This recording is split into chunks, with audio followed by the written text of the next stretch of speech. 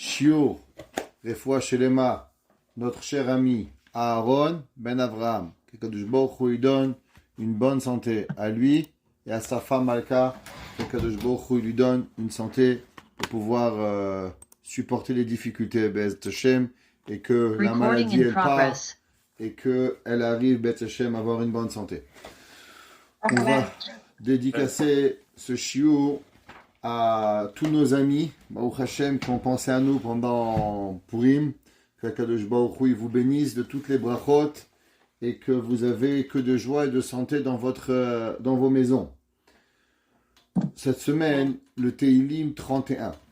Alors, si on prend le Tehillim 31, il faut connaître un peu l'histoire de ce qui s'est passé avant qu'on puisse commencer.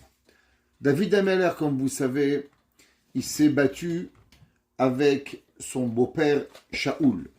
Shaoul Amelech était le roi.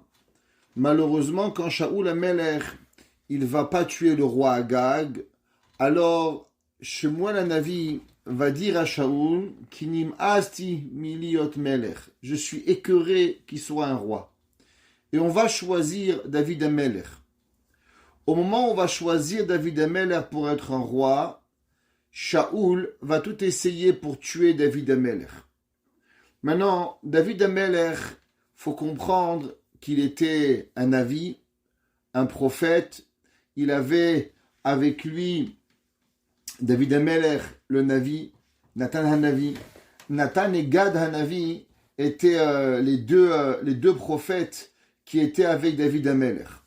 Il faut savoir que David Amelech, il avait un autre problème, c'est que c'était son beau-père et sa femme, Michal bat Shaoul, elle devait un petit peu jouer le marteau et l'enclume.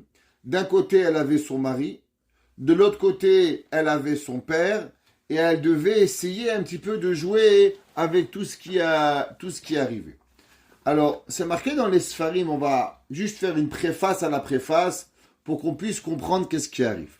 C'est écrit que ce Tehillim 31, Leachar shenilcham David ima Pelishtim. Le Malbim dit, après que David Amelech, il s'est combattu avec les Pelishtim dans Keïla. Alors qu'est-ce qui s'est passé là-bas? Alors on va, avec votre permission, un peu expliquer qu'est-ce qui s'est passé à ce moment-là.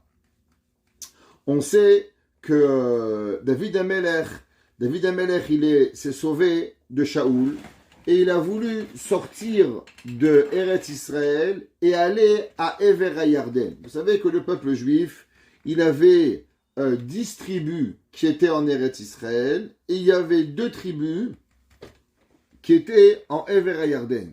David Amelech, il s'est dit, problème avec mon beau-père, problème familial, me casse pas la tête, je vais partir à Ever HaYarden. Et là-bas, c'est loin de Eretz Yehuda, j'aurai pas de problème avec Shaoul et je pourrai vivre en paix. David Amelech, il va se cacher là-bas, il va venir le voir, le prophète Gad Hanavi, qui était très proche de David Amelech, qui était le prophète après Shemuel. Il va venir et il va lui dire qu'une prophétie d'Akadosh Baruch Hu, que Akadosh Baruch Hu ne veut pas qu'il quitte les terres de Yehuda, et qui reviennent en tête de Yehuda, mais qui ne sort pas en Eretz Israël. Akadosh Baruch Hu, il dit, David Amelech, malgré qu'il était en danger, David Amelech, il va revenir et il va re-rentrer en Eretz Israël. Et là, il va se mettre à une terre, dans une petite ville, qui était très proche des Pelishtim, très proche de la Palestine de l'époque. Ça n'a pas changé. Les Palestiniens qui embêtaient les Juifs. Et il faut comprendre, c'est important de comprendre politiquement aussi ce qui se passait. David Amelech, quand il va prendre le royaume pendant 40 ans, c'est là qu'il va créer une certaine paix, on va dire à travers la force, avec tous les ennemis. Mais le roi Shaoul va être en guerre avec les Pelishtim. Shaoul Amelech va même mourir dans la guerre des Pelishtim. Et c'est seulement quand David Amelech va prendre le royaume et que David Amelech va faire la guerre pendant pratiquement 33 ans contre les Pelishtim, que David Amelech va arriver à un certain calme et que Shlomo Amelech, son fils, il va hériter du calme de la guerre de David Amelech. Donc on est dans une période où il y a une guerre, une pression énorme entre les Pélishtim et le peuple juif. Et il y a à l'intérieur du peuple juif une guerre civile qui se déroule. Il y a David Amelech qui est en guerre avec Shaoul, ce qui a créé quelque part une guerre entre la tribu de Yehuda et la tribu de Binyamin. À cause que les gens de Yehuda, ils voulaient que David Amelech il soit roi, principalement la ville de Hebron, que David Amelech il va régner là-bas 7 ans sur la ville de Hebron avant de régner sur le Eretz Israël au complet. Donc on est en guerre civile entre Yehuda et Binyamin, on est en guerre littérale entre Israël et les Pélishtim, et là David Amelech il se réfugie dans un endroit, une petite ville qui s'appelle Keïla, où là-bas David Amelech il va trouver un petit peu de paix. À ce moment-là, on a dit à David Amelech que dans cette place-là, les Pélishtim ils vont rentrer dans le territoire de la ville de Keïla et ils veulent conquérir Eretz Israël. David Amelech il comprend à ce moment-là quelle est la raison pourquoi Akadosh Baruch Hu a demandé à David Amelech de revenir en Eretz Israël. Il comprend que David Amelech c'est un très grand guerrier et qu'il doit sauver les Juifs de la ville de Keïla et David Amelech il doit les aider. David Amelech, comme vous le savez, chez nous pour aller en guerre et pour pouvoir mettre un autre Juif en danger, c'est pas comme ça on décide d'aller à la guerre. La première chose qu'il fallait, c'est de demander à Urim et Tumim, demander au Kohen, au Navi, que le Navi demande au Kohen, est-ce que Akadosh Baruch Hu, il nous laisse aller en guerre? Si on ne demande pas et on va en guerre, alors automatiquement, on peut être un assassin. Qui t'a permis de donner des armes à des gens? C'est ça la grande question qu'il y avait. Je ne rentrerai pas dans la politique, à savoir d'avoir un État juif. Qui donnerait le droit à quelqu'un de donner des armes à un soldat de 18 ans et de risquer de ce qu'il va se faire tuer? À l'époque, la seule permission qu'on avait, c'était quand le prophète demandait au Kohen. Le Kohen demandait au Urim et Tumim et Akadosh Baruch Hu disait oui on va en guerre ou non on va pas en guerre. David Amelech demande au Urim et Tumim, est-ce que je vais en guerre contre les Pélishtim? Et c'est là que Akadosh Baruch Hu, il répond à David Amelech et il dit oui, tu vas en guerre, David Amelech, et David Amelech va aller et il va être sauvé, il va gagner la guerre contre les Pélishtim. C'est ça que c'est marqué dans le Malbim. Le Malbim il dit que dans ce Teilim-là, on va voir énormément que David Amelech il va être sauvé de la guerre des Pélishtim. Maintenant, il faut savoir qu'au retour de la guerre, David Amelech va faire ce que Dieu lui demande, d'aller en guerre et assumer sa force d'être un soldat, être un guerrier. Alors, David Amelech, il va entendre que le roi Shaoul, là on est plus ou moins au nord, et là, Shaoul Amelech, au sud, il rattroupe des armées, et David Amelech, il entend que Shaoul, il se prépare à aller à la guerre contre les Pélishtim. Maintenant, David Amelech, il est très chacham, et David Amelech, il sait que malheureusement, toute la raison de l'attroupement militaire de Shaoul Amelech, malgré que Shaoul Amelech il dit qu'il va aller en guerre contre les Pélishtim, c'est pas véritablement d'aller en guerre contre les Pélishtim.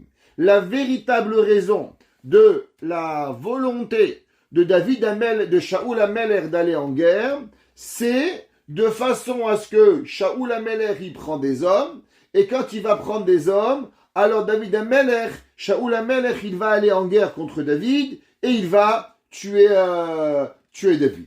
Et c'est ce qui va arriver, comme vous savez, que Shaoul Amelech, déjà à deux reprises, il va essayer de tuer David. Donc David Amelech, il sait malheureusement que Shaoul Amelech, ayant perdu la prophétie, il va devenir, c'est pas gentil ce que je veux dire, c'est grossier, mais quelque part c'est marqué qu'il a perdu un petit peu l'essence, et il va vouloir tuer David Amelech.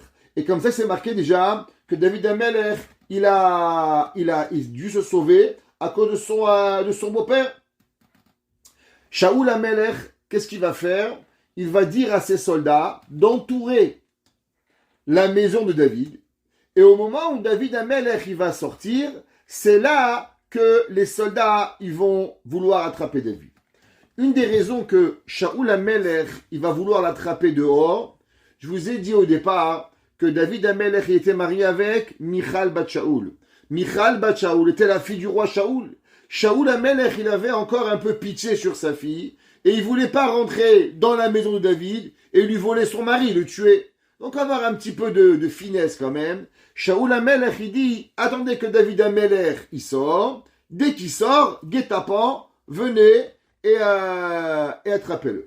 Maintenant vous savez que David Amelech, il avait une femme, Michal.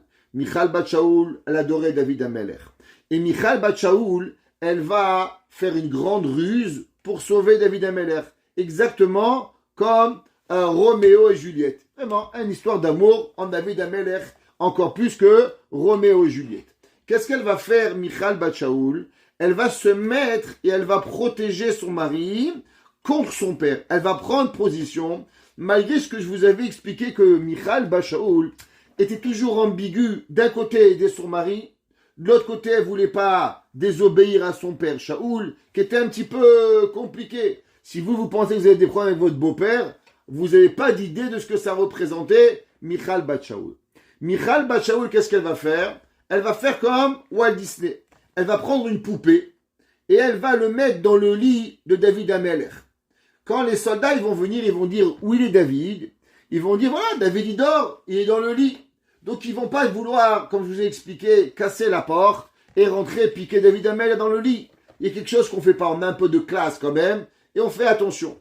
Alors ils vont laisser David Amelech dans le lit. Mais en vérité, c'était pas David, c'était la poupée qui était en forme de David, comme dans les films, qui faisait croire que David Amelech il dormait. Entre-temps, Michal bat Shaoul, elle va ouvrir la fenêtre et elle va faire descendre David Amelech du toit des maisons pour pouvoir permettre à son mari, David Amelech, de se sauver.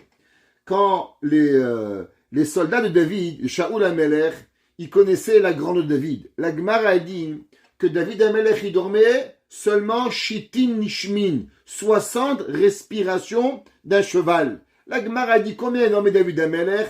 Il dormait jamais plus que 2 minutes. David Amelech, toute sa vie, il dormait le minimum possible, où il étudiait, où il chantait à Dieu, où il composait des Tehillim, mais les grandes siestas à la Mexicanos, c'était pas pour David Amelech. Ça, Baruch Hashem, on a les Mexicains, 30 millions de Mexicains, à faire les grandes siestas pour arriver. Chez nous, on n'avait pas besoin de ça. Donc ils vont voir, c'est un peu bizarre. Combien de temps il dort David Amelech? 10 minutes, 1 heure, c'est pas possible. Alors ils vont voir que David Amelech, il n'était pas David. Et là, ils vont vouloir entrer David. Mais à ce moment-là, David Amelech s'était déjà sauvé. Et David Amelech était parti à travers les toits. On s'est marqué, tout ce que je vous dis, dans Shmuel Aleph, chapitre 19, dans les passoks Aleph, Bet, Gimel, jusqu'au chapitre 11. Alors, au moment que David Amelech, tout cela, il a compris toute la ruse qu'il avait pensé que son beau-père Shaoul, il avait attrapé les soldats, c'était vraiment pour tuer David Amelech. Et David Amelech, il a bien compris. David Amelech, quand il a vu tout cela, de nouveau, il a demandé à Urim et Tumim. Il faut comprendre que Urim et Tumim, il y a des gens qui attendaient toute leur vie pour avoir la chance d'avoir une réponse de Urim et Tumim. Urim et Tumim, c'était une prophétie. David Amelech, quand on voit la Torah, quelle kedusha, quelle sainteté, quelle pureté. Il demande à Dieu, Dieu y répond. Comme un ordinateur, comme Google. Permis et interdit, Rav Google y répond. Les Havdil ben milliard ve'elef Havdalot, c'est pas Rav Google, c'est Boré Olam, créateur du ciel. David Amelech, il demande à Kadosh Baruch Hu, et à Kadosh Baruch Hu, il lui répond. Alors, David Amelech, il doit repartir maintenant à la ville de Keïla. Et là-bas, il demande, qu'est-ce qu'ils vont me faire ces gens-là? Est-ce que ces gens-là vont me protéger? Ou ces gens-là, ils vont malheureusement me faire du monde? Ouais. Alors, il a demandé à Aviatar, qui était le Kohen, et David Amelech, il a reçu la réponse, Nehemanim Mishol Viamsir Oto Liadav, que malheureusement, ils vont pas t'écouter, et ils vont te mettre en prison, et ils vont te donner à Shaoul. Donc David Amelech, il a compris que la ville de Keïla, écoutez bien, la ville que David Amelech, il a sauvé des Pélishtim, qu'il est revenu du Yarden, qu'il a risqué sa vie pour eux, il est allé en guerre avec eux, et comme je vous ai expliqué à l'époque, il n'y avait pas des M16, il n'y avait pas des Kalachnikov, on parlait avec l'épée, corps à corps. David Amelech, il va aller en guerre, il va les sauver, et malgré cela, la ville de Keïla, elle va être loyale à Shaoul, et Aviatar, il va dire à David Amelech, regarde David, cette ville-là ne va pas te protéger, et si tu rentres, ils vont te mettre en prison, et ils vont te donner au roi Shaoul. Et Yod, Shair Ata Mukef et Roma. Maintenant, vous savez que à l'époque, la majorité des villes en Israël, elles étaient emmuraillées, ou pour pouvoir rentrer dans la ville, il fallait avoir des ouvertures de murailles. Les murailles, elles protégeaient de plusieurs choses. 1. Elles protégeaient des ennemis. 2. N'oubliez pas qu'on est juif et qu'on a besoin d'avoir un hérouve pour pouvoir porter. Donc beaucoup de villes juives, elles avaient des murailles pour que les murailles, elles servent à pouvoir porter durant le Shabbat. Alors, David Amelech, il a fait cette ruse de attraper et de fermer toutes les murailles, de fermer toutes les portes, tous les ponts-levis, pour pouvoir attraper David. Mais du fait que David Amelech, il avait demandé déjà à Aviatar le Kohen, est-ce qu'il devait rester ou se sauver, et que Aviatar lui avait dit de se sauver, alors encore une fois, David Amelech, il va être sauvé par la parole de Dieu et il ne sera pas tué par Shaoul. David Amelech, il était à ce moment-là comme un juif errant. Shaoul Amelech qui veut le tuer, tout le Ham Israël est avec Shaoul, faut comprendre. Shaoul Amelech était Mashiach Hashem, Bechir Hashem. Il n'y avait pas un homme au peuple juif autant sadique que Shaoul Amelech. Personne pouvait imaginer que David il a raison et que Shaoul il a tort. Tout le monde pensait à 100% que Shaoul il avait raison. Et David Amelech, il va passer de ville en ville jusqu'à qu'il va arriver à une ville qui s'appelle Ziph. La ville, pas Zeph, comme Zéphanique. Non, Ziph. Elle s'appelait la ville. Et David Amelech, il va arriver à la ville de Ziph. Quand il va arriver à la ville de Ziph, David Amelech, il pensait qu'il avait trouvé une ville de refuge où les gens allaient être gentils avec lui. Malheureusement, dès que David Amelech il est arrivé dans cette ville, dans la ville de Ziph, les gens ils vont envoyer un messager à Shaoul, lui dire que David Amelech il est là-bas. Et donc maintenant, Shaoul Amelech il arrive avec toutes ses armées pour pouvoir faire la peau à David Amelech. David Amelech, il se sauve. Et quand vous vous sauvez, la pire des choses qui peuvent vous arriver, c'est quand malheureusement vous arrivez à un cul-de-sac. En français, un impasse. Désolé pour au Québécois, on dit un cul-de-sac. En français, un impasse. Et David Amelech, il va être pris au piège. Au moment où David Amelech, il est pratiquement dans les mains de Shaoul. Et Shaoul Amelech, il va venir, il va vouloir tuer David. David Amelech, il est encerclé par tous les moyens. Et David Amelech était à ce moment-là en grand danger et il allait bientôt être attrapé. Akadosh Baruch Hu va faire un miracle et Akadosh Baruch Hu va dire, et à ce moment-là, il va faire quelque chose que personne n'attendait, une rébellion dans les Pélishtim. Et à ce moment-là, les Pélishtim, ils vont rentrer dans Eretz Israël. Et au moment où les Pélishtim vont rentrer dans Eretz Israël, là, ça va créer une grande commotion. Et là, on avertit à Shaoul Amelech, hé Shaoul, qu'est-ce que tu fais? Avec ton histoire personnelle d'attraper David Amelech, maintenant tu as libéré les fronts des Pélishtim avec le peuple juif. Et maintenant, les Pélishtim, ils nous attaquent. David Amelech, à ce moment-là, juste quand il devait être attrapé, Shaoul Amelech doit prendre son cheval, doit prendre son armée, il repart vers le sud et il va faire la guerre aux Pélishtim. Et là, qu'il arrive Shaoul Amelech, qu'on lui dit que les Pélishtim ils sont rentrés et ils sont à David Amelech, il a pu se sauver et il est parti maintenant en dehors de Eretz Israël, chez le roi qui s'appelle Melech Gat, et tout cela, il a été sauvé David Amelech.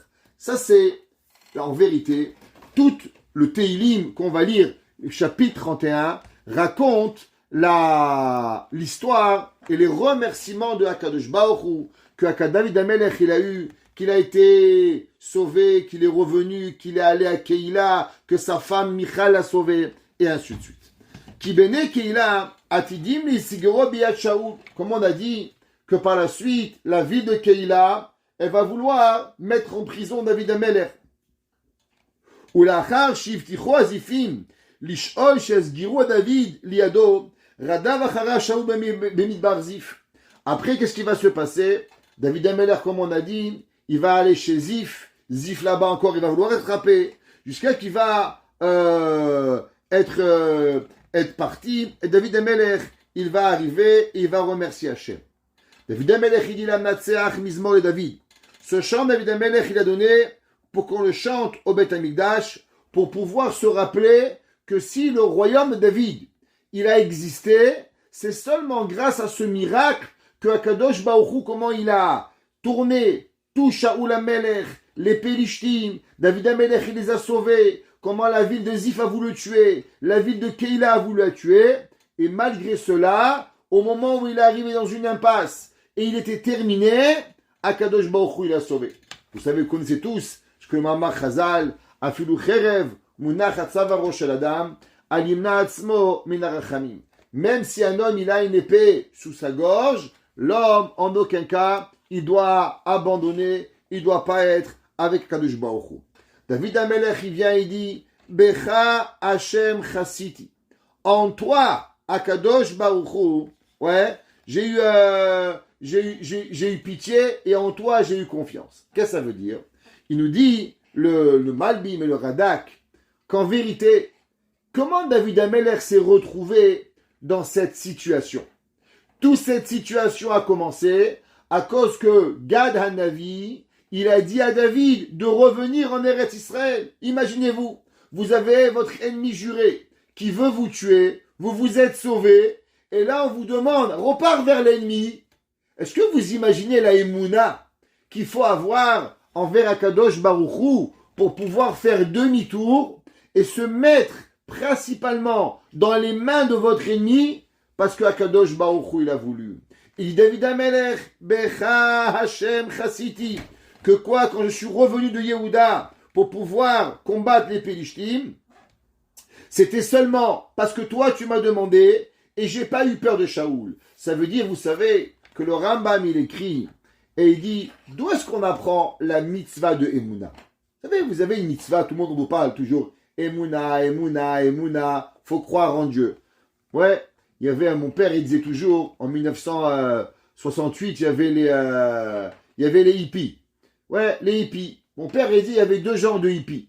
Il y a les vrais hippies, et il y avait les fils de papa, les fils à papa. C'est quoi la différence? Les vrais hippies, ils partaient, ils n'avaient pas à manger, ils n'avaient pas à boire. Les fils à papa, ils avaient la gold dans la pochette derrière. Et ils faisaient style, ils sont des hippies. Et soi-disant, on n'a rien à manger. Dès qu'on a faim, on sort la carte bleue, clac, clac, on la remet, ni vu ni connu. C'est pas les vrais hippies. C'est quoi la vraie Emouna? Comment un homme, il sait qu'il a la Emouna? Aujourd'hui, on a un salaire. Si on est renvoyé, on a le chômage. Quand on est au chômage, on peut aller au bien-être. Quand on a au bien-être, on a M. Biton, on a Kesbet Yosef, Baruch Hashem. Le peuple juif, incroyable. Il n'y a pas un juif qui crève de faim. Merci, Boré Olam, Shtabar Shemolahad. Mais à l'époque, ce n'était pas comme ça. La Torah nous dit, vous savez, c'est quoi la Emouna? La guerre, ça fait peur. Vous savez, on voit depuis un mois des images des Ukrainiens, des maisons qui explosent, des gens qui meurent. Imaginez-vous, on vous envoie un rabbin qui s'appelle, je ne sais pas moi, Rav Chaim Kanievski. Il dit, écoutez, tous les juifs, vous devez prendre tous les armes, aller à la guerre contre Poutine. Bon, d'abord, qui c'est qui va écouter? Je ne sais pas. Maintenant, même si vous allez écouter, on vous dit attention, Si vous avez peur de la guerre, vous faites une avéra. L'otira, altira ve altifrad. Le Rambam il dit, mais il ne comprend pas. Comment l'homme, il ne peut pas avoir peur? Tu entends des bombes, rien que tu entends à la radio les bruits, déjà tu as peur. Imagine-toi à côté. La Torah nous dit que quand le juif il allait à la guerre, il devait avoir la émouna, que c'est ça que Akadosh Baruch Hu il veut. Si je vais mourir, je vais mourir. Si je dois vivre, je dois vivre. Et en aucun cas, je dois avoir peur. Non seulement on doit aller à la guerre, mais écoute David Amelech. David Amelech, il était à Ever à Yarden. David Amelech, il était sauve. Il était sain et sauf. Il vient le voir Gad, il lui dit, hé mon frère, faut que tu reviens. Mais pourquoi tu veux que je revienne? Pourquoi je veux me mettre en danger? Il lui dit, je sais pas, Dieu veut que tu reviennes. David Amelech, il revient, il fait marche arrière vers Shaoul. Shaoul Amelech, il va vouloir le tuer. David Amelech, il dit, comment un homme, il peut agir d'une façon pareille, de faire ce qui est à l'inverse de même un animal. Un animal, il voit du feu, il se sauve, il ne revient pas vers le feu. Comment c'est possible que toi, David Amelech, il dit, moi j'ai vu le danger et je suis reparti vers le danger. Il dit le Radak, il dit le Malbim, il dit le Metsudot. Tu sais pourquoi? Ki bechach asiti, à cause que toi, Kadosh Baruch Hu, toi tu es venu et tu m'as demandé cela. Et c'est par rapport à toi et je n'ai pas eu peur de Shaoul. Il dit Ki bechachem chashiti, al evosha. Et il dit que je n'ai jamais eu honte. Jamais je vais avoir honte, David Amelech, il dit. C'est quoi al evosha? Shelo evosh. Je ne vais pas avoir honte, les olam. Ve'af, et malgré que je n'ai pas de mérite. David Amelech, il avait tellement d'amour envers Akadosh Baruch Hu, qu'il pensait même pas qu'il était méritant. Betzitkatecha paleteni. David Amelech, il dit, s'il te plaît, Akadosh Baruch Hu, sauve-moi. Ouais, mais pas parce que je suis juste, pas parce que je suis un homme pieux, mais juste à cause que Behemet, tu es une bonne personne. Aujourd'hui, vous savez, la Gemara a dit que après que le roi Shaoul il est mort, il y a eu une famine dans le peuple juif pendant 3 jours. La Gemara a dit que David Amelech, il a demandé à Dieu, ouais, pourquoi il y a eu la famine? Et Kadosh Baruch Hu, il a dit, à cause qu'ils n'ont pas fait le hesped de Shaoul Ka'alacha. À cause que malgré qu'ils ont fait les éloges sur Shaoul Amelech, ils ont fait des espedim, des éloges funéraires, mais il manquait. Le peuple juif n'avait pas assez pleuré le Shaoul Amelech. Vous savez, on a été choqués vendredi de la mort de Raphaël Kanievski. Ça nous a tous pris d'une façon soudaine. On le voyait comme le papa de la génération, le sauveteur de la génération. On avait tellement de confiance qu'il allait mettre la couronne de Mashiach. Je vous dis la vérité. Moi, dans mon cœur, je me disais que quand Mashiach il va venir, où il va aller, qu'une seule adresse, Rechov Rashbam. Et avec, il va sortir Raphaël Kanievski. Nous dire, ça c'est Mashiach. C'était un homme incroyable. Eh bien, laissez-moi vous raconter quelque chose que j'ai écouté aujourd'hui qui était vraiment extraordinaire. Souvent, les enfants, quand ils voient leur papa, alors ils voient le papa, c'est un Rav, c'est un Rocher Shiva, c'est un Posek. Top. Vous savez que le Rav Kanievski, toute sa vie, n'a jamais eu de poste. Jamais. Ni Rav d'une synagogue, ni Rocher Shiva, ni Roche Kolel, rien. Il faisait seulement à étudier. Son fils aujourd'hui, qui a presque 70 ans, il a dit quand ils étaient jeunes, ils pensaient que leur père était un petit Avrer Kolel. Il n'y a pas de rabbin, personne ne lui demandait des questions. Les mots qu'il a dit, il le prenait comme un Avrer Pachout, comme un homme de la plus grande simplicité. Qu'est-ce que ça veut dire? Ça veut dire qu'il avait tellement d'humilité que même à travers sa famille, il n'a jamais fait transparaître et transpirer qui il était. Jusqu'à que ses propres enfants n'avaient même pas de notion qui il était. Et ça, c'est l'humilité de ce Rav qui nous a quittés. David Amelech, il avait cette humilité, c'est qu'il ne comprenait même pas que peut-être il avait un mérite et il demande à Akadosh Baruch Hu, de pouvoir le sauver. Et il dit, pourquoi Dieu tu vas me sauver? Il dit, verset Gimel, Hate elai oznecha. Tente, penche vers moi, s'il te plaît, tes oreilles, Mehera Atzileni, et s'il te plaît, sauve-moi de mes ennemis. Sois pour moi comme un rocher qui est en haut et qu'on ne peut pas toucher avec mes ennemis. Les bêtes Metsudot, c'est quoi les bêtes Metsudot? Dans la maison de garde, la maison qui va protéger pour pouvoir me protéger de mes ennemis. Les Oshieni, d'arriver à me sauver. C'est marqué dans les Sfarim Akedoshim. Qu'est-ce que ça veut dire Becha Hashem Chassiti? Que veut dire Becha? Dans toi, Akadosh Baruch Hu, j'ai pu me sauver. Il y a un de nos grands maîtres, qui s'appelle le Maor Enaim. Le Maor Enaim, il a été écrit par Rav Nachum Tchernobyl. Rav Nachum de Tchernobyl était Talmid du Baal Shem Tov. C'est lui qui va créer par la suite la Chassidoute de Skver, la Chassidoute de Tchernobyl. Tous les grands chassidim ukrainiens sont descendus principalement tous de Rav Nachum de Tchernobyl. Il a écrit le Sefer Maor Enaim. Et dans le Sefer Maor Enaim, il ramène au nom du Baal Shem Tov Akadosh, au nom du Saint Baal Shem Tov, à propos de ce que Yeshaya Navi, il a écrit. She'alecha ot me'em Hashem Elokecha. C'est marqué qu'il lui a demandé, demande si tu veux un She'al, demande à toi un signe de Akadosh Baruch Hu. Pourquoi? Ki Achaz aya oved avodah zara. On sait qu'il y avait un roi qui s'appelait Achaz. Et malheureusement, le roi Achaz, il faisait pas la Torah. Le roi Achaz, il était oved avodah zara. Maintenant, comment on peut comprendre un roi juif, un roi de David Amelech, un roi qui a tellement de kedusha, un roi qui voyait le temple, il pouvait devenir oved avodah zara. C'est incompréhensible. La Gemara, elle dit qu'il nous est pas possible véritablement de comprendre comment des hommes tellement grands pouvaient arriver à un niveau tellement bas de faire avodah zara. Si vous voyez le Beth Amikdash, à Saranissim, 10 miracles qu'il y avait au temple, journaliers, est-ce que vous n'allez pas croire en Dieu? Comment c'est possible que des rois faisaient malheureusement oved avodah zara? Il y avait Yeshaya Navi, Yirmiya Navi, des prophètes qui parlaient la parole de Dieu. Il leur disait les choses, ils vont arriver demain. Quoi, tu n'as pas peur? Comment c'est possible? Il dit Rav Nachum Tchernobyl, quelque chose d'incroyable. Il dit, il faut savoir que un homme, comme on l'a déjà appris souvent, plus l'homme il est grand, plus autour de lui, il a ce qu'on appelle des clipotes. Il y a ce qu'on appelle des épluchures, qui sont tous les mauvais esprits, que doucement, ils sont là pour pouvoir nous sucer notre kedusha, prendre notre sainteté, et malheureusement pour nous faire tomber. Il dit le Maor Enaim que les rois juifs, on sait que le roi, il est représentatif de quoi? De la 7e sphira de Akadosh Baruch Hu qui s'appelle la Malchut.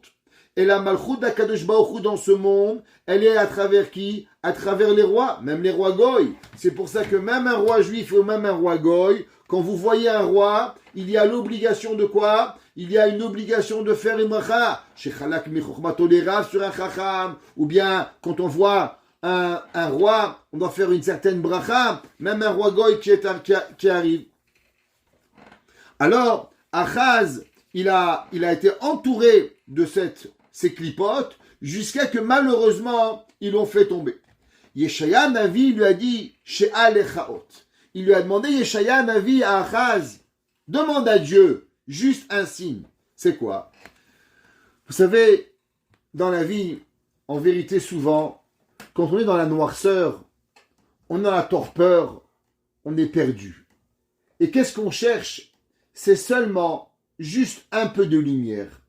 Tout le monde connaît ce dicton tellement extraordinaire qui dit Ktsat haor doche arbe min hachosher. Un peu de lumière peut repousser tellement d'obscurité. Il lui a dit, Yeshaya Navi, regarde, tu es tellement perdu, Achaz, c'est que tu vois pas la lumière. Demande à Kadosh Baruch Hu qu'il va juste te donner une lettre de Torah, qu'il va juste te donner un petit signe. Et ce petit signe-là, il va venir et il va t'éclairer pour pouvoir t'enlever de la mauvaise esprit et te donner Be'emet, la Torah d'Akadosh Baruch Hu. Vous savez que le Baal Shem Tov, quand il voulait aller en Eretz Israël, alors il est allé à Istanbul, Et de Istanbul, de Turquie, il a pris un bateau pour aller en Eretz Israël. C'était pendant la fête de Pessah. Et le bateau, il y a eu une tempête. Le bateau, il s'est perdu. Il est arrivé dans une île. Et dans l'île, il a été pris par des cannibales qui ont voulu manger, littéralement, le Baal Shem Tov et sa fille. Ils ont voulu faire un beau barbecue. Et ils ont mis le Baal Shem Tov dans un chaudron. Ils ont commencé déjà à chauffer le bois. Et ils voulaient manger le Baal Shem Tov. À ce moment-là, sa fille Adèle, elle lui a dit, papa, fais un miracle, toi le grand saint Baal Shem Tov. Et il lui a dit, je me rappelle de rien. Je n'arrive même pas à me rappeler quelque chose, j'ai perdu toute ma Torah et je ne me rappelle rien. On sait que le Baal Shem Tov, par la suite, il a dit que toute cette île, tous ces cannibales, c'était pas des cannibales réels, c'était que la sitracha, le mauvais esprit, pour empêcher le Baal Shem Tov d'arriver en Eretz Israël. Et à ce moment-là, il lui a dit, et toi, dis-moi quelque chose. Il a dit, je me rappelle de rien, à part seulement le Aleph Bet. Et le Baal lui a dit, nous, dis-moi Aleph Bet. Et il lui a dit, Aleph, Bet. Et juste grâce aux lettres du Aleph Bet, le Baal Shem Tov, il a pu de nouveau récupérer sa connaissance et se sauver de la main de la force du mal. Alors, il lui a dit le Maor Enaim, que Achaz Navi lui a dit, Ishaya Navi a dit à Achaz Amelech, She'alechaot, demande une lettre, qu'une lettre de la Torah, elle t'éclaire pour avoir la réalité. C'est marqué dans le Baal Shem Tov, il explique et il dit, vous savez qu'il y a un concept qui s'appelle Torah Lishma. C'est quoi Torah Lishma? Torah Lishma, ça veut dire une Torah pour elle. La Torah, pas parce que vous voulez être chacham, pas parce que vous voulez guérir, pas parce que juste étudier la Torah pour Akadosh Baruch Hu. Torah Lishma, étudier la Torah pour Akadosh Baruch Hu. Et il dit le Baal Shem Tov, qu'est-ce que ça veut dire Torah Lishma? Alors, il dit le Baal Shem Tov qu'il y a un concept d'étudier juste parce que la Torah elle a besoin d'être étudiée. Vous savez, il y a des sujets de la Torah qu'on ne va jamais exister. Ben Sorer ou Moré, ça ne va jamais arriver. Et la Torah dit, le mode de Kabel Srar, va et reçois une récompense. Quelle récompense? Le fait que tu vas étudier des mots de la Torah, que la Torah elle a besoin d'être étudiée. Et ça, c'est ce qu'on appelle la donnée de la vie à la Torah.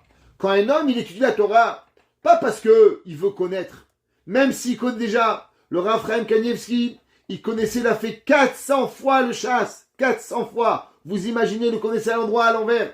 Alors pourquoi il le répétait? Parce que la Torah, elle a besoin d'être étudiée. Ça veut dire que c'est pas pour moi, c'est pas pour ma connaissance, c'est pour que la Torah, elle-même, elle a une vie. Pour que la Torah, elle-même, elle va être éclairée à travers les lettres. Parce qu'à travers, au moment où l'homme, il parle de Torah, où l'homme, il parle des mots de prière, et il les sort de sa bouche, qu'est-ce que c'est la Torah? Béhémet, chaque lettre de la Torah, c'est un nom de Dieu. Comme c'est marqué dans le Vasouk, Havu Godel l'Elohenu.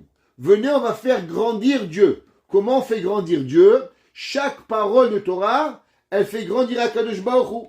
Qu'elle a une porte pour arriver à Akadosh Baruch Hu. C'est marqué dans le verset, Zeachar Lachem, Tzadikim Yavouvo. Qu'est-ce que ça veut dire? Zeachar Lachem. Voici la parole de Dieu. Akadosh Baruch Hu. Les justes, ils vont arriver. Le Navi a dit, She'al Echaot. Demande à Kadosh Baruch Hu qui va t'éclairer une lettre. Et si l'homme, il a seulement une lettre de Torah qui lui éclaire, alors automatiquement, l'homme, il va arriver. Vous savez, il y a une ségoula. Je ne sais pas si vous faites attention à cela. Quand vous finissez la Shemona Esrei, on a la coutume de dire un verset avec la première lettre de votre nom et avec la dernière lettre de votre nom.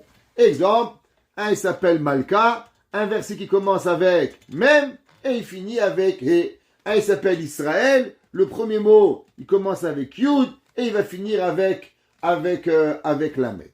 Quelle est la raison pourquoi on fait ce verset?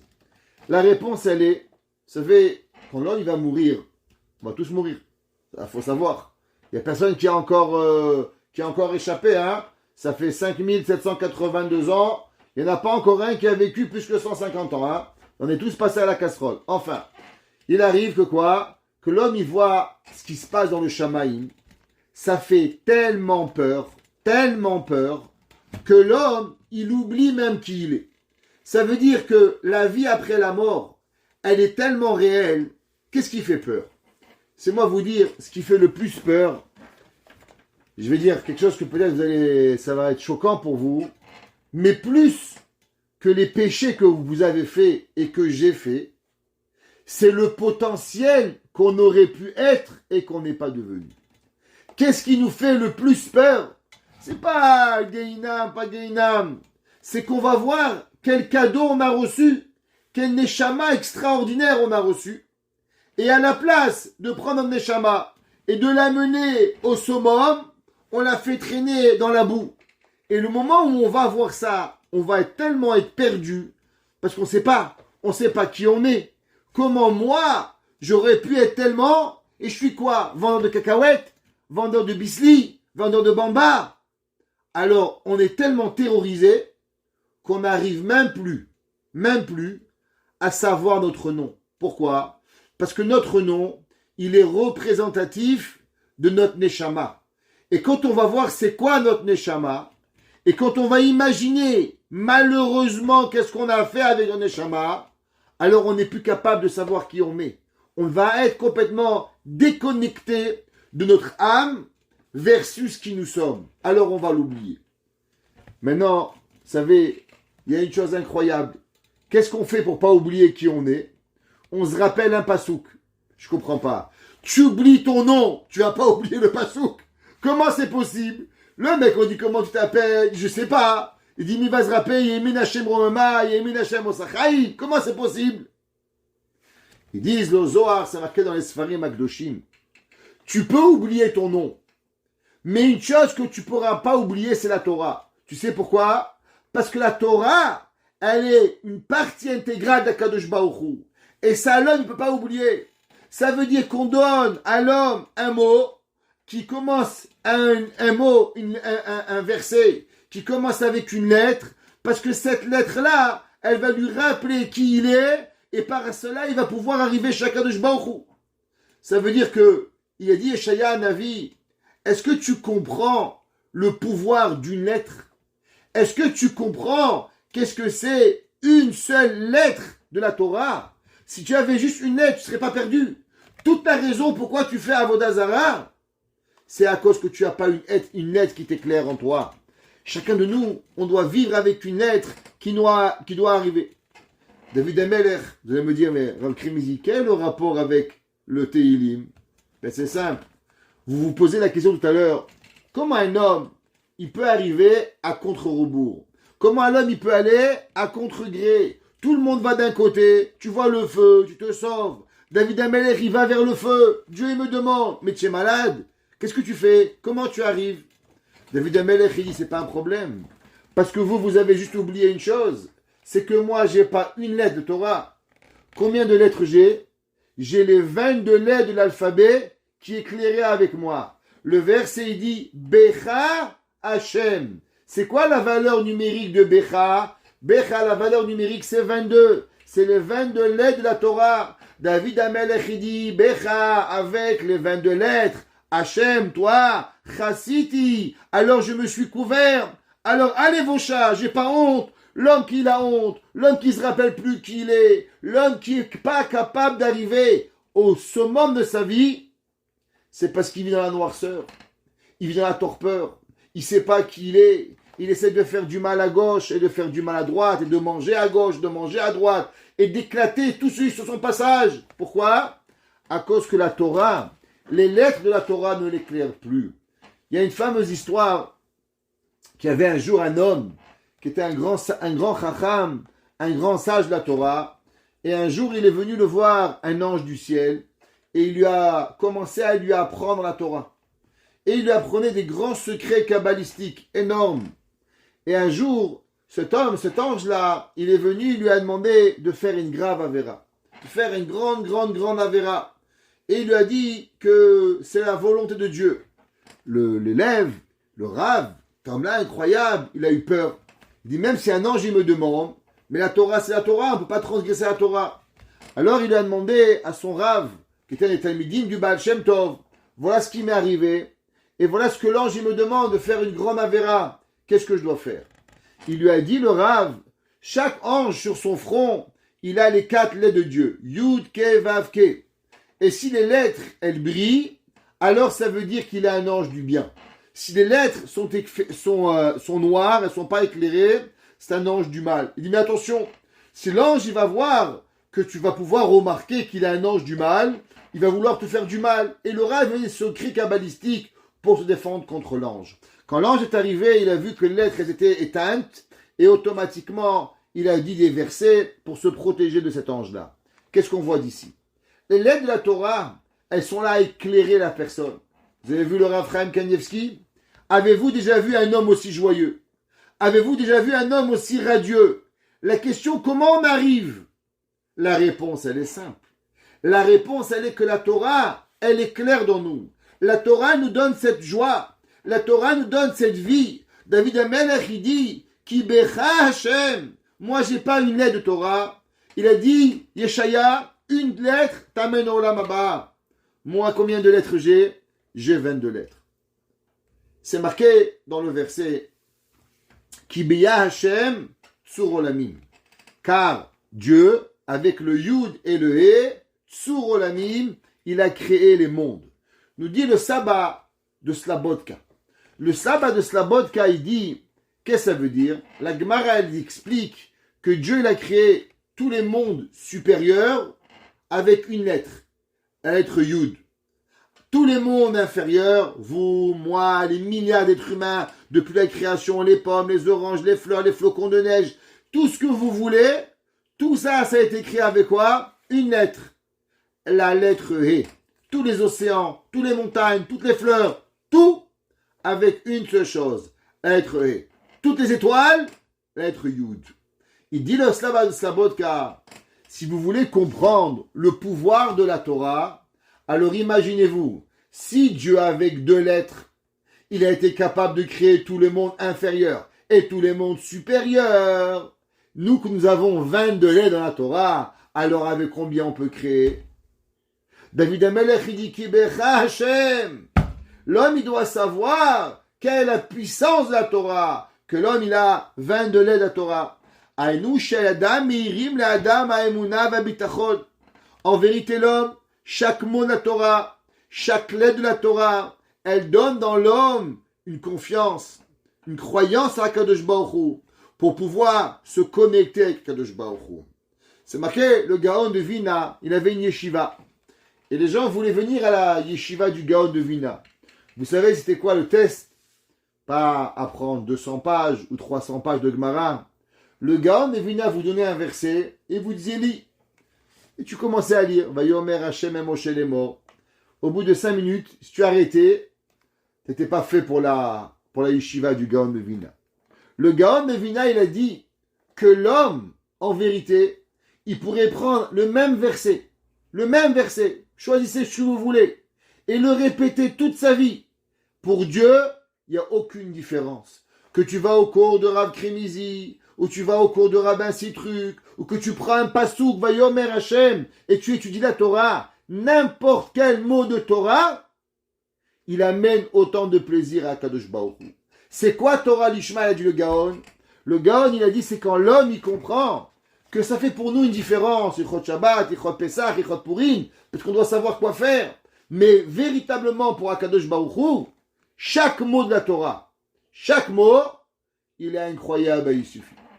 Rabbi Nachman de Breslev, il écrit et il dit que l'homme, il doit lire Tehillim. Vous savez, les gens, malheureusement, ils ne sont pas très habitués à lire Tehillim. C'est une grande erreur. L'homme, il doit lire Tehillim.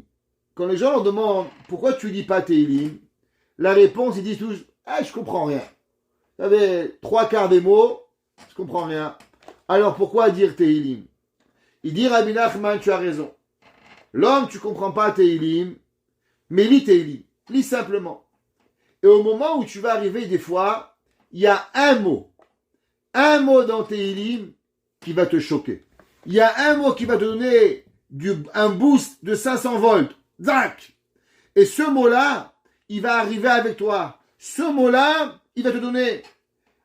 Yeshaya, ma vie, il a dit, She'al Lechaot.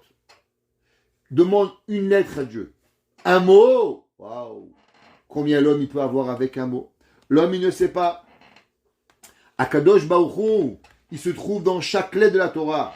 C'est marqué, comme c'est marqué que chaque mot de Dieu, chaque mot de la Torah, il est en vérité un mot d'Akadosh Baruch Hu. Chaque mot de la prière, Hachem, Sefatai, Tiftar, Ufi, Shema, Israël, chaque mot, il y a Akadosh Baruch Hu dedans. Et c'est ça que la personne, elle doit avoir envie. Et le volonté de l'Akadosh Baruch Hu d'Atfila, c'est que la personne, elle doit vouloir être connectée avec cela, que la Torah lui parle. Vous vous rappelez, on avait déjà enseigné que celui qui étudie la Torah, véritablement, il n'a plus besoin même d'un maître. C'est la Torah elle-même qu'elle lui enseigne. David Amelech, il dit, Becha Hashem. Tu sais comment je t'ai connu à Kadosh Baruch Hu? Tu sais comment je sais la volonté de Dieu? Avec Becha, avec les 22 lettres de l'alphabet. C'est marqué dans les Sfarim que ceux qui servaient à Kadosh Baruch Hu, avec tout leur cœur, alors ils pouvaient prier des heures. Vous savez, il y avait certaines chassidouyot où prier était toute une avoda. On raconte une histoire qu'il y avait un chassid de Slonim. Chassid de Slonim, c'était une chassidou très connue qui est en Eretz Israël. Si un jour vous allez là-bas, ça vaut la peine d'aller visiter la chassid de Slonim. Qu'est-ce qu'ils ont de spéciaux, les chassid de Slonim? Quand ils prient, ils prient pas comme vous, Shema Israël, ça hurle. Les gens, ils crient, Shema Israël, très fort. Non. Alors, on raconte qu'il y avait un chassid de Slonim. Il est arrivé chez un rabbi un Shabbat et il lui a dit, bonjour Rav, moi je suis un chassid de Slonim. Et vous savez, chez nous, on crie, Amen Yeshem Rabba, Shema. Est-ce que ça dérange votre chassidoute, votre communauté? Il a dit oui. Si tu veux prier avec nous, tu n'as pas le droit de crier. Donc, le pauvre chassid, vendredi soir, il a fait tous les efforts qu'il pouvait pour ne pas crier. Shabbat matin, il a essayé de prier sans crier. Et d'un coup, il est arrivé Moussaf. Quand il est arrivé à Moussaf, Tikanta Shabbat, Ratzita Korbanotecha. Quand le mec il a commencé à dire Keterite Nulecha la couronne, il s'est lâché le pauvre. Et là, il a commencé à crier à Dieu. Keterite Nulecha, Kadosh, Kadosh, Dieu tu es saint. Baruch Kevod Hashem Mekomo. Il s'est oublié. À la fin de la prière, tout le monde l'a regardé comme un fou. Vous n'avez pas l'habitude. Il dit, oi, le rabbi va être fâché avec moi. Alors il va voir le rabbi et lui dit, Rabbi, je m'excuse. J'ai fait, moi il dit de ne pas crier et je m'excuse, je me suis retenu mais j'ai explosé. Il dit, regarde, chez nous, on ne crie pas pour crier. Hier tu m'as dit que tu voulais crier, c'est juste parce que tu as voulu crier, tu ne cries pas. Mais un juif qui n'arrive plus à se retenir, et quand il arrive à la synagogue, il hurle de tout son cœur, Keteritnu lecha Hashem, la couronne, je te donne à Kadosh Baruch Hu. Ça ne me dérange pas. Crie encore 20 fois si tu veux. Si tu cries parce que vraiment tu aimes Dieu, parce que si tu cries parce que tu veux que ta prière elle soit écoutée, ça te prend par le trip, alors j'ai aucun problème. Mais faire du cinéma parce que tout le monde crie alors tu cries, ça m'intéresse pas. Il y avait certains chassidim, je ne sais pas si vous avez entendu parler du Rav Morgenstern. Rav Morgenstern, c'est un chidouche, quelque chose d'extraordinaire. Un enfant qui est né, pas d'une famille très de grands rabbins. Son père est à peine Shomer Shabbat. À l'âge de 8 ans, écoutez bien, le Rav Morgenstern, il a décidé de faire Tikkun Chatzot. Depuis l'âge de 15 ans, il connaît le Talmud. Il connaît tous les livres. Chaque année, il sort 2 livres comme ça. Chaque année. Ok? Pour un homme humain, pour écrire 2 livres comme ça, je vous dis franchement, ça prendrait à un humain normal 100 ans d'études. 100 ans. Peut-être il va y arriver. C'est quelque chose d'extraordinaire.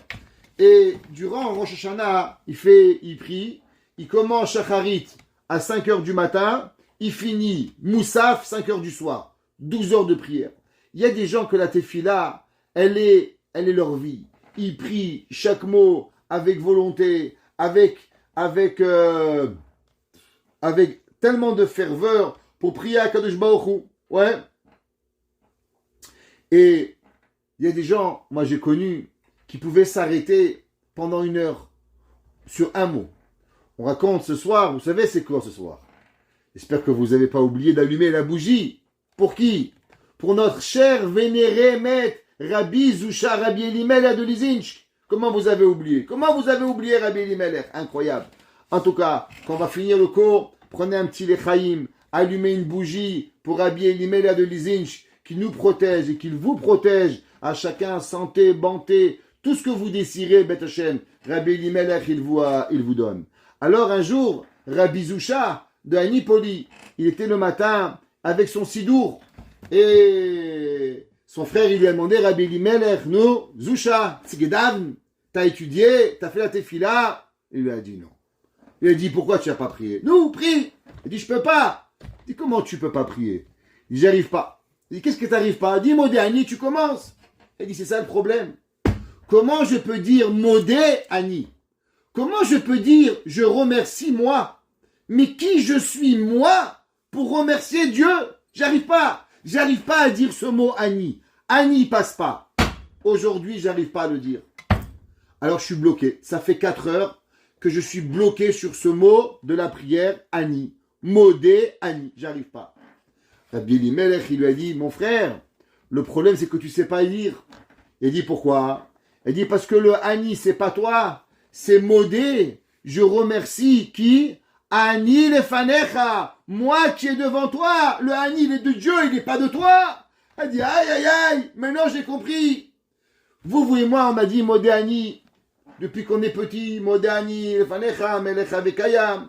On s'est jamais arrêté sur un mot. Comment on peut dire Ani? Parce que moi, j'existe. Est-ce que vous dire vous n'existez pas? Oui, mais pourquoi? Je suis un inconnu. Pourquoi? J'ai pas un pied, j'ai pas une tête. On n'a même pas de notion de ce qu'on dit Ani. Rabbi Zusha, il est arrivé à un niveau. Comment l'homme pouvait exister devant Dieu? Comment l'homme, il peut arriver? Quand l'homme, il dit, tous les Shabbats, Keter, itenu lecha, Hashem Elokenu, malachim amon emalem amecha Israël kevutsemata. Est-ce que vous avez déjà arrêté sur cette phrase-là? Keter, itenu lecha. On met une couronne sur Dieu. Est-ce que vous comprenez ce que ça veut dire? Est-ce qu'une fois dans votre vie, vous êtes arrêté sur ce mot et dire comment moi, petit juif, au fin fond du Canada, dans une province québécoise, à travers avec des ours polaires, je peux dire Keter itenu lecha? Comment c'est possible? Qui je suis moi pour couronner Dieu? Seulement, le problème c'est qu'on ne s'est jamais arrêté sur la tefila. Comment nous, on peut arriver à dire Abocher be'amo Israël, celui qui a choisi le peuple juif. Les tzadikim, vous savez qu'il y a une différence entre nous et eux. Souvent, les élèves me demandent à la yeshiva, Rabbi, comment le Rabbi Akiba Eger, comment le Rabbi Elimelech de Lizinch, comment le Ktsot, comment le Netivot, comment tous ces Gdolim, ils arrivent à comprendre toute la Torah. La réponse, elle est simple. C'est qu'il n'y a rien qui est laissé au hasard. Vous et moi, on lit un mot de plus, un mot de moins, une lettre de plus, une lettre de moins. C'est pas grave, allez, on fait de la vente en gros. C'est pas grave, on met tout dans un paquet, on ferme le paquet, là, on avance. Ouais, on fait de la vente en gros, c'est pas du détail. C'est ça le problème. Le problème, c'est pourquoi il y a un mot qui t'a pas touché. Pourquoi la prière, elle nous est pas arrêtée pour que l'homme, il puisse arriver. Et c'est ça que c'était marqué, qu'en vérité, l'homme, il devrait s'arrêter sur un mot. Il y avait des gens qui ont vécu toute leur vie avec un mot. Grâce à ce mot, ils ont été transformés et le recevoir, cette lumière si extraordinaire. Un de nos grands maîtres, je vous ai déjà parlé souvent de lui, du Admour de Skolen, le Rabbi Eliezer de Skolen. Rabbi Eliezer de Skolen, il a été pris par les nazis, Marshemam Bezicham. Et lui, il a raconté, quand il est arrivé en prison, et que Mamash, il a été, à la fin, les nazis, lui, essayaient par tous les moyens de le rendre fou. Et d'essayer de le tuer, et psychologiquement, plus que tout. Et il a failli céder. Il a failli tomber dans le Yihush. Et le Rabbi Eliezer de Skolen, il dit qu'il est arrivé dans le chapitre, ils étaient Teilim. Et il a lu le pays dans Teilim, passe dans Perek Tzadik Aleph, dans le chapitre 91. Dans le Pasouk, dans le chapitre 91, verset 15, Là-bas, David Amelech, il dit, Yikraeni, je vais t'appeler, Ve'eneu, et tu vas me répondre. Pourquoi? Imo anochi betzara. Parce que toi, Kadosh Baruch Hu, tu es avec moi dans la souffrance.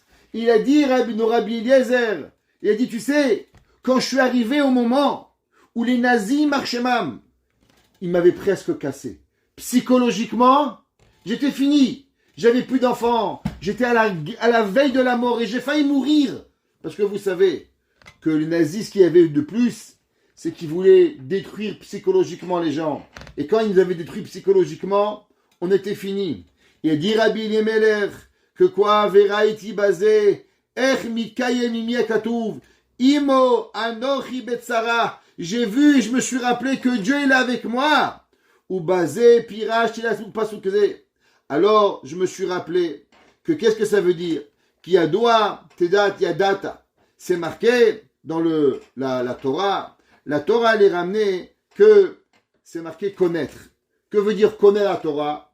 Connaître veut dire se connecter. Vers Adam, il a connu Chava. Qu'est-ce que ça veut dire connu? Qu'il a connecté avec Chava. Vers Adam Yada. Kadiachol Yada Vintchaber Elai Betzarot Nafshi.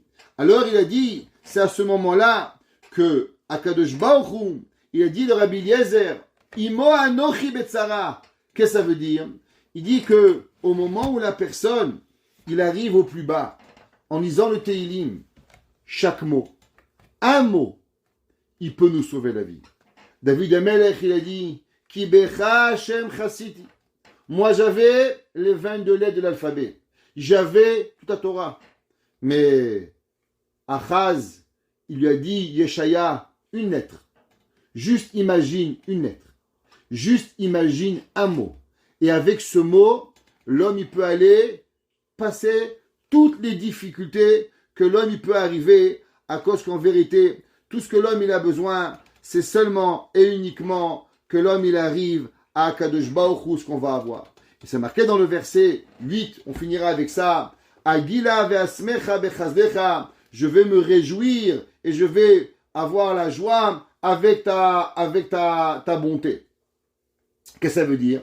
On sait qu'en vérité, Akadosh Baruch Hu, il veut donner à l'homme toute la bonté. Seulement, il faut savoir qu'en vérité, pourquoi la bonté, elle n'arrive pas? C'est marqué, il dit au Noam Eliezer, que la bonté, elle ne vient pas seulement parce que nous, on empêche la bonté. Mais en vérité, qui c'est qui voudrait de la bonté à l'homme? C'est seulement Akadosh Baruch Hu. Alors il dit, pourquoi c'est marqué Agila ve'asmecha bechazdecha, dans ta bonté? Il dit les horot pour nous apprendre. Des kacher nishpa midat achesed alish Israël, tsarir beika lismoach. Quand l'homme il reçoit un cadeau, quand l'homme il reçoit de l'argent, quand l'homme il reçoit la santé, quand l'homme il reçoit quelque chose, alors il est heureux. Baruch Hashem, j'ai reçu un shidour. Baruch Hashem, j'ai reçu tellement de bonté. Mais il oublie une chose. Vous savez pourquoi l'homme il doit être heureux? Il dit, à cause, shenitmala, retzon abore, be'ashpaat midat chazdo itbarach. Il dit, non, Eliezer, la chose qu'on doit savoir, qu'en vérité, Dieu, il rêve d'être bon avec nous. Seulement, malheureusement, on a empêché. Et le jour où on est arrivé à donner et à faire que la bonté de Dieu, elle se réalise dans le monde, alors on doit avoir une joie tellement grande que la pensée divine, elle a pu arriver dans le monde. C'est-à-dire que Dieu, il veut guérir tous les malades. Dieu, il veut donner la santé à tout le monde. Shidduch à tout le monde. Hachem veut donner toutes les bontés du monde. Seulement, nous, on l'a empêché. Et au moment où la bonté, elle arrive à bon essein, comme on dit chez nous, alors on doit être heureux que la volonté d'Akadosh Baruch Hu, elle a pu arriver finalement à s'accomplir. Que Akadosh Baruch Hu, il fasse que toutes les bontés du monde, elles arrivent à s'accomplir. Que Akadosh Baruch Hu, il nous donne toutes les bontés. Que Akadosh Baruch Hu, il fasse que les mots de la Torah, il nous éclaire. Et à travers les lettres, à travers les mots, à travers les versets, alors on puisse arriver à trouver la lumière dans les ténèbres où nous sommes. Nous vivons des périodes très difficiles. Nous vivons des périodes où nous avons besoin de lumière. Et la seule et unique façon où nous allons véritablement trouver cette lumière, c'est à travers la lumière de la Torah. Que Kadosh Baruch Hu éclaire nos chemins. On demande à Kadosh Baruch Hu une lettre, un mot, un Mahamar Chazal, et avec cela, on trouvera nos chemins jusqu'à la Géoula. Bimera, biyamenu. Amen. Amen.